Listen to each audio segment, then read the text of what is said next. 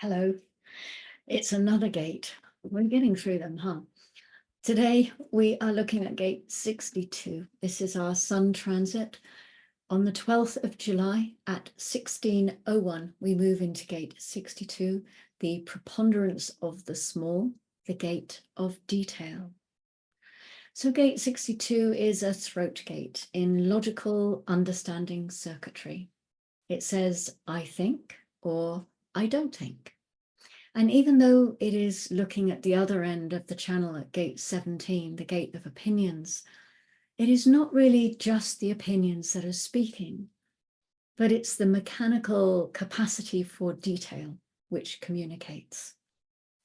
The throat center is associated in our biology with the thyroid glands. It's our center for metamorphosis. This channel is actually the perfect illustration of this biological function. What is a visualization at the mental level is concretized in the throat, detailed opinion manifesting as words. It is through this gate 62 that things are given their names. The fixing of names is the foundation of the Maya. In order for the collective to understand its world, everything must have a name. And all names come from the 62nd gate. The 62nd gate is manifesting through detail, manifestation through detail. There can be a drive for detail that becomes compulsive. I might know the details of everything, but it's not necessary for you to know all of those details. One of the lessons for this gate is communicating the correct amount of detail. Too little, and I might give you the impression that I don't really know what I'm talking about. Too much, and I risk overwhelming my audience. Either way, my communication isn't hitting the mark. This is the gate of development of language and the common ground for sharing the human experience. In the I Ching, this gate of detail is called preponderance of the small. The I Ching often referred to detail as the small. There's the taming power of the small, which is the gate of focus in gate 9. And here, the preponderance of the small. This is the mind side of it, the cogitating preponderance of the small, the 62. But they're both part of the same circuitry. They're both part of logical circuitry. This is the throat gate that says, I think or I don't think. And it's a voice that is reasonable or unreasonable. It's the mental expression and verbal expression of logic. It is a metamorphic gate that transforms the opinion of the 17 into language. And like the 23 and the 56, it is a gate of language. It says above the lines in the Rave I Ching, caution, patience, and detail produce excellence out of limitation. Caution. The throat is not a motor. There's nothing to do with logical expression. It is purely logical expression. Patience. Logic must be established patiently. It's not emotional, step by step. And then detail. Each aspect of the process has to be available for description. When we move over to this logic side of the mind, we have a process that involves translating what happens in the mind, what is seen in the mind, into language. Gate 56, which is actually our next sun transit, that tells the story of humanity. And it does it through the ideas of gate 11. It's the gate of the left eye. That's the abstract side of the body graph. The idea or the conceptual part of the abstract mind is the ability to see sequences within the mind, which we translate into story. And this is how we tell our tales. When you come over to this logic side, the 62, it operates differently in its conceptual process. Logic is fixed on patterns because it is only out of patterns that logic can work. The patterns have to be tested.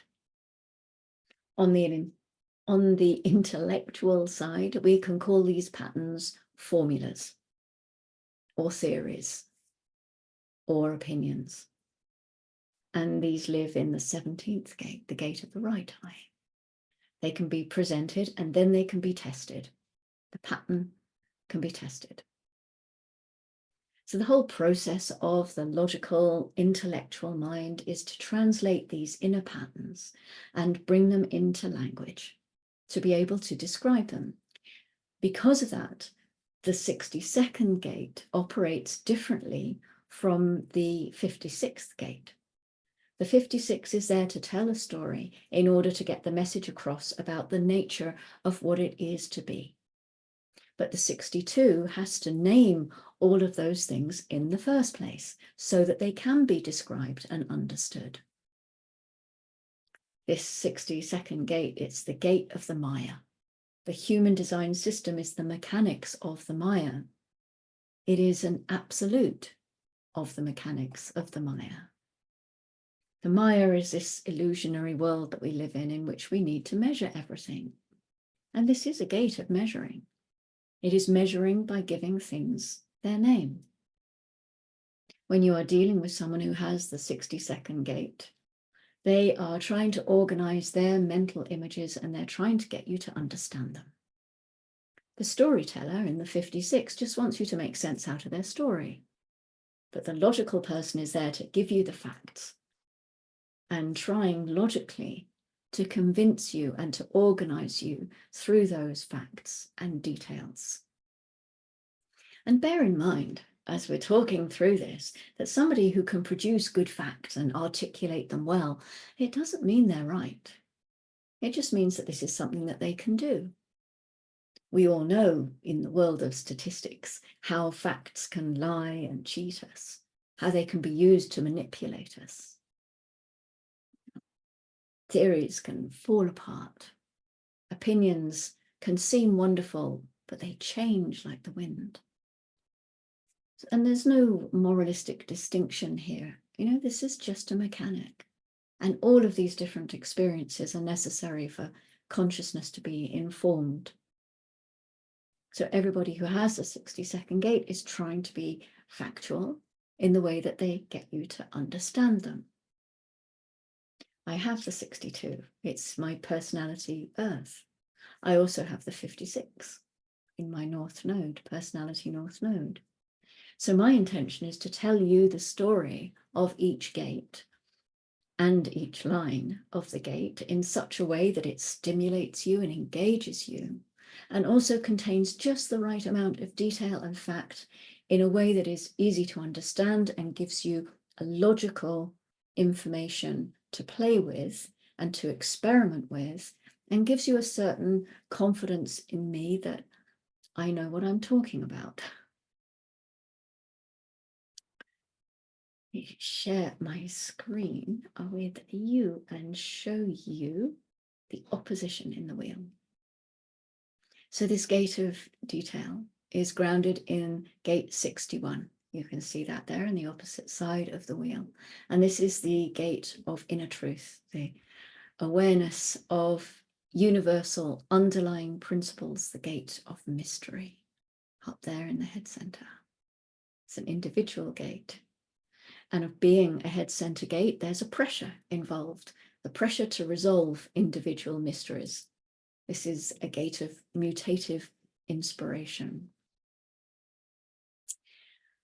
I think, that'll be my gate 62, I think that gate 61 grounds the detail in gate 62 by reminding us that just because we're giving out our words of wisdom, our facts and our details and our names, and we're doing it with a certain confidence, that doesn't make it true.